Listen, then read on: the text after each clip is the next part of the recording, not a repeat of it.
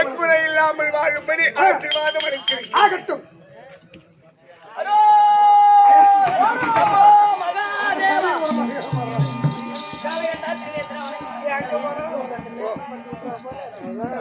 என்ன போல வாங்கி போ. அது கூட அவளுக்கு ஆசீர்வாதம். நந்திகேஸ்வரா, வெள்ளத்தால் அழியாது, வெள்ளத்தால் அழியாது, வெந்தனில் வேகாது, வேந்தராலும் கொல்லத்தான் முடியாது, ஒருவருக்கு கொடுத்தாலும் இது என்று குறைவிடாது. அது கல்லற்கோ பயம் இல்லை, காவலுக்கோ மிக எளிது. அப்பேற்பட்ட கல்வியை கற்றுணர்ந்து கனதன் வாழ்ந்த அவர் குடிசபை அருமையின் மாதா பிதா குரு தெய்வம் தாய் தந்தை தமக்கு தமிழ் இங்கு அமர்ந்திருக்கின்ற அனைவருக்கும் என் பணிவான வணக்கம். வணக்கம்.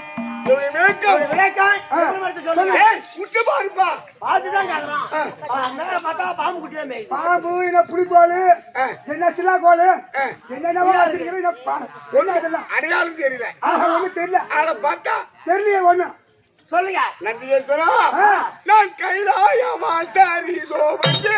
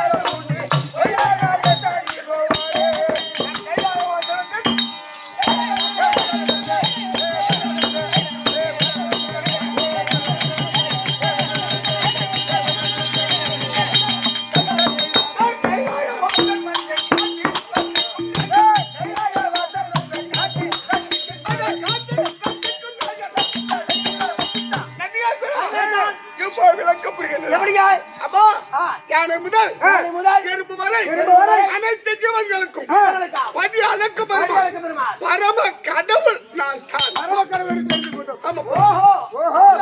பதி அளக்க பெருமான் சந்தேகம் படி அளக்கணும்னு சொல்றீங்க.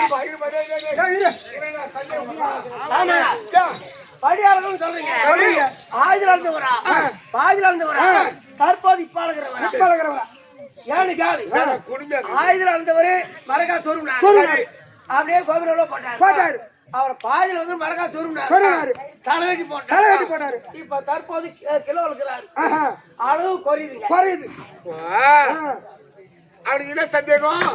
அதான நாளுக்கு நாள் அளவு குறைஞ்சு எந்த ஆமா இந்த யுகம் என்பது கிரேதா திரேதா துவாபர கலி 4 யுகம். இது எவ்வளவு காலம்? அதுல தெரியுங்க. இந்த கலியுகம் இருக்க 4,32,000 வருஷம் இந்த கலியுகம். 4,32,000 வருஷம் கலியுகம். அது துவாபர யுகம். 8,64,000 வருஷம். 8,64,000 வருஷம் கிரேதாயுகம். 12,96,000 வருஷம். 12,96,000 வருஷம். கிரேதாயுகம் 17,28,000 வருஷம். இந்த 4 யுகமும் ஒன்றாக கூடினால் ஓர் சதுர்யுகம். அந்த சதுர்யுகம் 1000 கூடினால் அது ஒரு மகா யுகம். அப்பொழுதுதான் தேவர்களுக்கு ஒரு நாள் சேர்ந்தது ஒரு நாள். நாமெல்லாம் சிட்டி நேரத்துல பிறகுறோம்.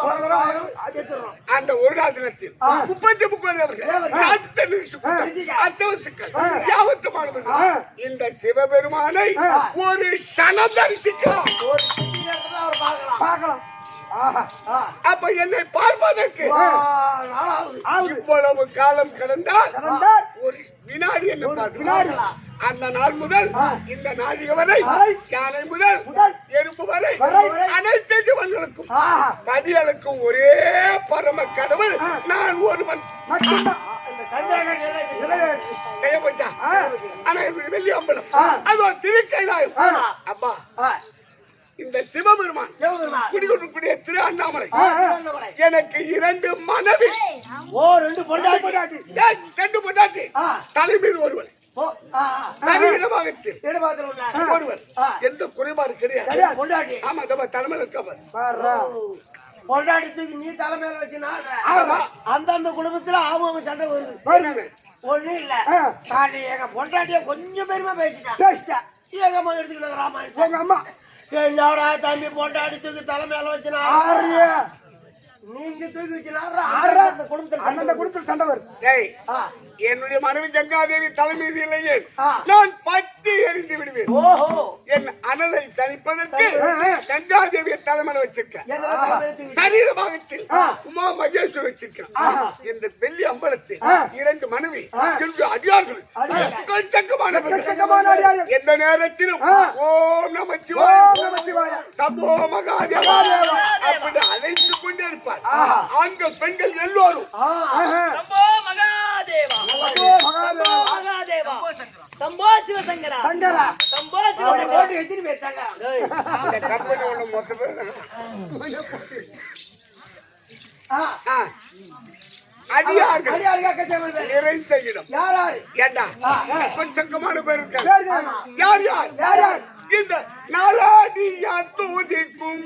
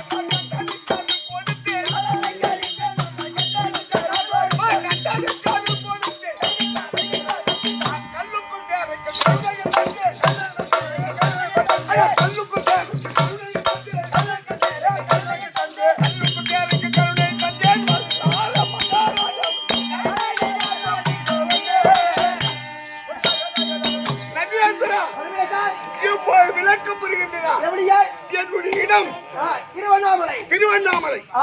அப்பா அந்த திருவண்ணாமலையை கோபுரத்தை கட்டி முடித்தவன், அந்த ஆலயத்தை கட்டி முடித்தவன் வல்லாள மகாராஜா.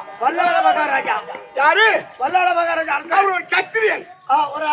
வல்லாள மகாராஜா அவருக்கு பிள்ளை என்பது இல்லை. அவனுக்கு பிள்ளை இல்ல. 2 பொண்டாட்டி கட்டிட்ட கோயில. யாரு? அந்த கிழக்கு கோபுரம் ராஜகோபுரம் கட்டி முடித்து உன்னை போன்றவர் கேட்டார்கள். அடடா இவ்வளவு உயரமா இருக்கு, இவ்வளவு பெருசாக்க இந்த ராஜகோபுரத்தை கட்டி முடித்த புண்ணியவான் யாரோ அப்படி கேட்கிறான். அப்ப வல்லாள மகாராஜா நான் தான் கட்டி முடித்தேன் அப்படின்னு சொல்றேன். அப்ப நான் சொல்றேன் தேவதான மகாராஜா நான் என்று சொன்னதா இந்த சிவபெருமான் அந்த வாயிற்பதியில் வருவது கிடையாது. அந்த வாய்ப்பு வர மாட்டேன். ஆமா. அப்ப எந்த வாசலோட தான் போற வர? அதுக்கு பக்கத்தில் வடக்கால 4 கால் மண்டபம் இருக்கும். ஆமா ஒரு செருப்பு கிடக்குது. ஆமா டேய் ஆமா செருப்பு கடை அந்தாண்ட அதான் அதுக்கு இந்தாண்ட 4 கால் மண்டபம் இருக்கும். அந்த வடக்கால பக்கம் அன்றாட வருவது அன்றாட போவது. இது அன்றாடையின் வழக்கம். என் கடன் நான் என்று சொன்னதா அந்த ராஜகோபுரத்தில் வருவது கிடையாது. ஆனால் அந்த வல்லாள மகாராஜா பிள்ளை என்பது இல்லை. யம அவன் உயிரை பிடிச்சிட்டான். அவனை யாரு அடைக்கலம் பண்ணுவது? அப்பதான் நான் பார்த்தேன். 1000 இருந்தாலும் எனக்கு ஆலயத்தை கட்டி முடித்தவன் அப்படி என்று அவனுக்கு நான் பிள்ளையாக சென்று எடுத்து அடைக்கலம் செய்து 16 நாள் கர்ம காரியம் முடிப்பதற்கு திருவண்ணாமலையில் இருந்து அது கிழக்கு கௌதம நதின்னு இருக்கு. 5 கிலோமீட்டர் பள்ளிக்கொண்டப்பட்டு சம்பந்தம் அங்கு சென்று அன்னோட கர்ம காரியத்தை முடித்து கலசத்தை எடுத்துக்கொண்டு அன்று ஒரு நாள் மட்டும்தான் அந்த ராஜகோபுரத்து வழியா உள்ளே செல்வது. ஆமா அவனுடைய கலசத்தை எடுத்துக்கொண்டு அப்ப அடியாருக்கு சென்று காட்டு கொடுக்கக்கூடிய கருணை. அதனாலதான் இந்த படியாளுக்கு பரம கடவுள். சொல்லுங்க நீனும் ஆண் சொல்ற. ஒண்ணு சொல்லுங்க. எந்த நேரத்திலும் எந்த நேரத்திலயா மலை சுத்துற வழி வந்திருக்கிறியா? ஆமா. அங்க பாத்துருக்கிறியா? பாத்துக்கிறீங்க. எப்படி இருக்காங்க? ஐயா சாமியார் ஒரு சபையை போட்டு கையில தூத்தினாங்க. சொல்ல வந்தாரு அவரு. ஆமா பொன்மேடு சாமி இருக்கிறாங்க. அப்ப பொம்பளை யாரும் வரக்கூடாதா? யார் வருவா? வா. ஏன்டா வரக்கூடாதா? பகவானை தொட்டு கும்பிடக்கூடாதா? பரம கடவுளா? தொட்டுதான். யாரும் பின்னாடி பிடிச்சி தோப்பை பிடிச்சிக்கிறான். ஆனா அதை விடு, என்னுடைய அதிகாரம் நிறைய பேர் இருக்காங்க. யாரு? அவன் தானே கட்டி முடித்தான். அந்த ஏற்பாக தன்னை நானும் காத்தேன்.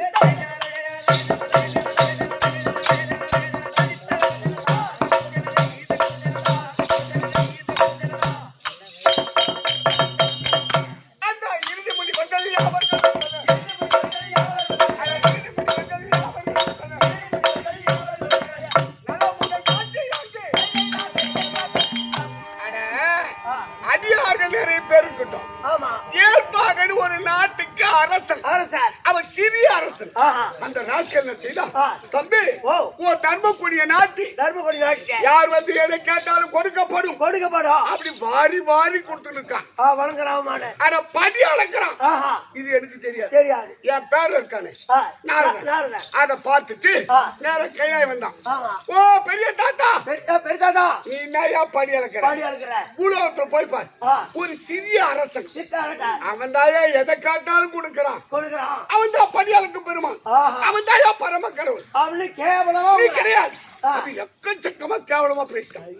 அப்பவே பார்த்தேன் அவனை இப்பவே விடக்கூடாது அப்படி சொல்லிட்டு நான் ஒரு அதிகாரா சாமியாரா பூலோகத்துக்கு சென்று அந்த ஏற்பாகளுடைய நாட்டுக்கு போய் நிற்க. தம்பி, அந்த ராஜபீதி வழியா போனது என்ன பார்த்தது பாருங்கள். ராஜ மரியாதை.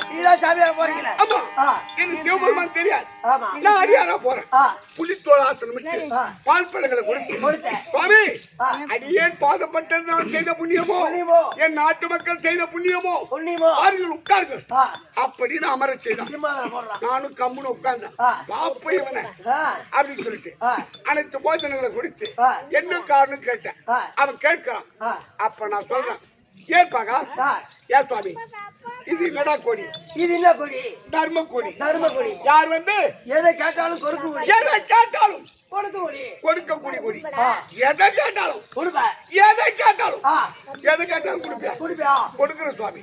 அப்ப நான் கேட்கிறேன், டேய் ஏற்பாகா, உன் பொண்டாட்டிய என் கூட அனுப்பு.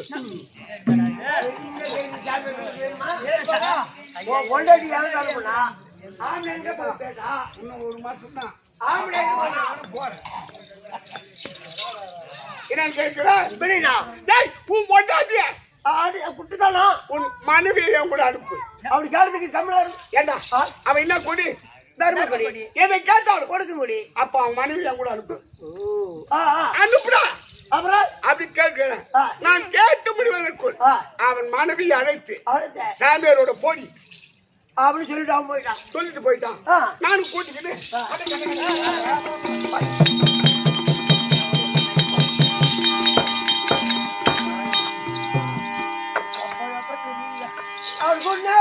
எடுத்துட்டு போறேன்.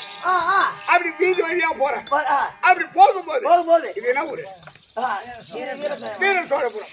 இந்த வீதி வழியா போறேன். இவங்க எல்லாம் பார்த்தாங்க. நம்ம நாட்டுடைய மகாராணி ஒரு சாமியார் இட்டு போறோம். இவனை சும்மா விடக்கூடாது.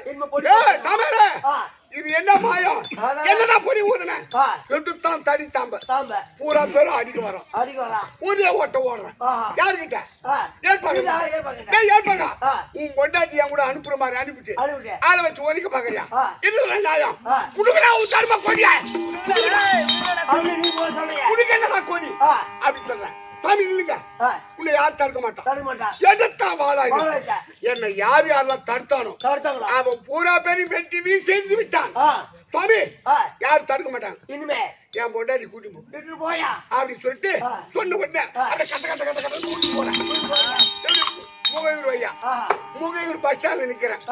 அவன் பார்த்தான் என்னடா இது நம்ம வீர சோழபுரத்தை தான் பொண்ணு கொடுத்தோம் நாம பொண்ணு கொடுத்தோம் கடைசியில பார்த்தா ஒரு சாமியார் கூட நிக்குது என்ன காரணம் தெரியல இவன் மந்திரம் போட்டுக்கிறான் அவன் பூரா தடியத்தான் ஏ சாமியார என்ன மந்திரமாய பொடி ஊதுனேன் அதானே நான் அங்க பொண்ணு கொடுத்தேன் என்னுடைய பொண்ணுங்க வந்து உன் கூட நிக்குது ஆமா என்ன காரணம் அவன் பூரா பேரு வெட்ட வரான் ஓடியா ஆமா ஓடி ஆடுறேன் திருப்பி ஆமா டேய் ஏற்பாக்கா ஏற்பாக்கா உன் மனைவியை அனுப்புற மாதிரி அனுப்பிட்டு அனுப்பிட்டேன் உன் மாமியார் வீட்டு சேனலை பார்த்து உதைக்க பாக்குறியா அதானே அப்படி கேட்டான் வந்தான் கடகடன் எவன் தடுத்தானோ தடுத்தானோ அவன் பூரா பேரு வெட்டிட்டான் அல்ல தள்ளி வெட்டிங்க வெட்டிட்டான் சாமி இனிமேல் யாரும் தடுக்க மாட்டாங்க இப்படி போ என் மனைவி அழைத்து போ அப்படியே அச்சமில்ல அனுப்பினான் ஆமா ஒரு அடி எடுத்து வச்சான் ஏற்பாக்கா ஏற்பாக்கா நில் உன்னுடைய தர்மத்தையும் உன்னுடைய நேர்மையும் நான் மெச்சினேன் அப்படி என்று ரிஷிப வாகனத்தில் உமா மகேஸ்வரியோடு அந்த ஏற்பாகனுக்கு காட்சி கொடுத்தேன் ஆமா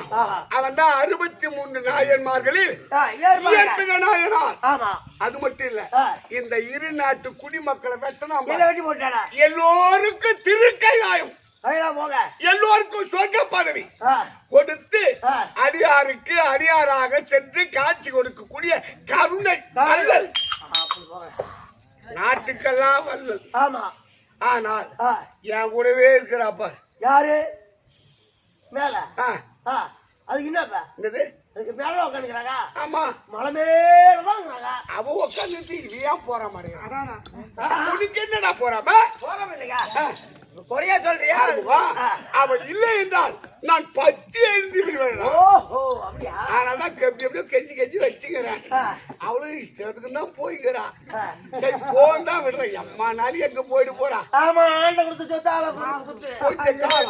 அப்புறம் அவனும் திரும்பியே பார்க்க மாட்டான் அன்னைக்கு ஆம்பளையாங்கிட்ட தான் சாமி நான் செய்ததெல்லாம் தப்பு வரணும் அன்னைக்கு வரும்போது பேசிக்கலாம் அன்னைக்கு பேசிக்கிறோம் இன்னைக்கு நாடகம் அப்படின்றாங்களே யாரு இன்னைக்கு பாக்கணுமே அப்படியா சரி சரி அவனு விடு ஆனா இன்னொரு ஆள் இருக்கா யாரு என்னுடைய மீது அதிக பத்து பாசம் ஆமா அந்த நந்தன் தனக்கு காட்சி தந்தே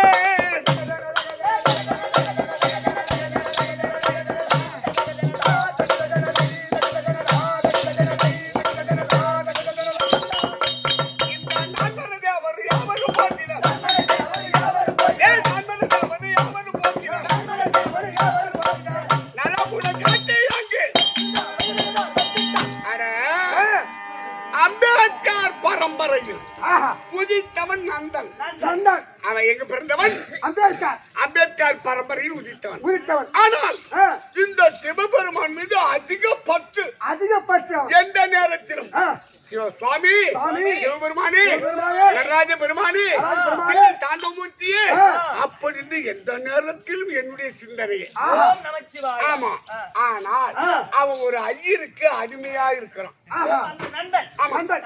அவன் அடிமையா வேலை செய்திருக்கான் அந்த வீட்டுல அந்த ஐயருக்கு 1000 வேலி நிலம் 1000 வேலி நிலம் என்ன பேச முடியுமா ஆனா அவன் என்ன செய்யறான் மார்கழி மாதம் திருவாதிரை நாள் அன்று இந்த நடராஜ பெருமானை சிதம்பரத்தில் பார்க்க வேண்டும் என்று அதிக ஆசை அப்ப அவன் என்ன கேட்கிறான் ஐயர்கிட்ட போயிட்டு சுவாமி நான் சிதம்பரம் சென்று அந்த சிவபெருமானை பார்த்து வருகின்றேன் அப்படி காலில் விழுந்து கெஞ்சி விடுங்க அப்ப அந்த ஐயர் சொன்னார் ஏ நந்தா பேமானி கழுத 1000 வேலி நிலமும் கரம்பா இருக்கு உனக்கு எங்கடா போய் அந்த காட்சி கொடுப்பது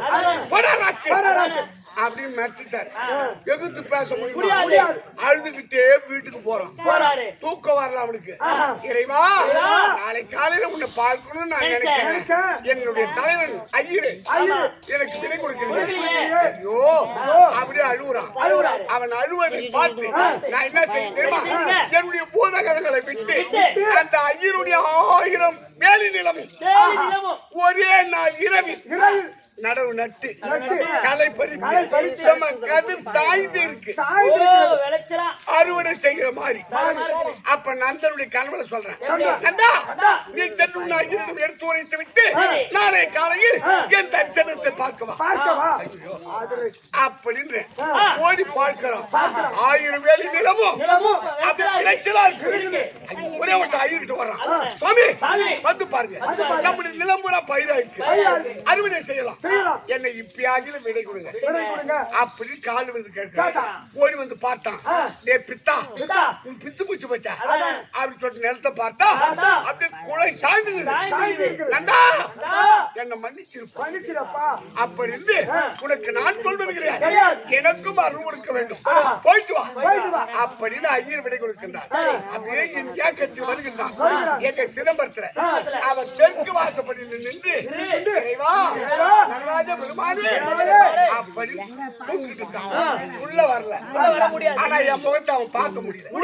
என்ன காரணம்? எனக்கு முன்னால இருக்கிற நந்தீஸ்வரன் அவரு மறைச்சுன்னு இருக்காரு. ஆமா, அப்ப சொல்றேன், நந்தீஸ்வரா கழுத்த ஒரு பக்கமா சாய் அப்படி நேரா நிக்காத, அப்படி சாய்பா அப்படி லேசா ஒருக்கிச்சாரு. அப்படி திரும்பி உடனே நான் உள்ளே இருந்த அந்த நந்தனை ஆட்கொண்டு எதிர்த்து 63 நாயன்மார்களில் அந்த நந்தனாரும் ஒருவன் தான். ஆனால் இப்ப சிவபெருமான் கோயில்ல அந்த மாடு காலை கழுத்து ஒரு பக்கமா இருக்குது சொன்னா அது நந்தனுக்கு காட்சி கொடுப்பதற்காக செய்த ஒரு வேலை. அப்ப யாரு ஏற்ற தாழ்வு என்பது கிடையாது, எல்லோருக்கும் காட்சி கொடுக்கக்கூடிய கருணை வளம். ஆனால் என் இடபாகத்திற்கு உமா மகேஸ்வரன் வருவது, என் பாதத்து படுவது, அவன் கேள்விகளை கேட்பது, சாபத்தை பெறுவது, என்னை விட்டு பிரிவது அன்றாட வழக்கம். ஆனால் இன்று வீர சோழபுரத்தை அப்படி அல்ல, அவளை அழைத்து என் இடபாகத்தில் அமர்ந்து எல்லோருக்கும் காட்சி கொடுக்க வேண்டும் என்று என்னுடைய மனக்கருத்து. என்ன சொல்றேன்? அதனால் காலத்தாமல் இல்லாமல் தங்கியிட பார்க்கக்கூடிய உமா மகேஸ்வரி அழைத்து வாருங்கள்.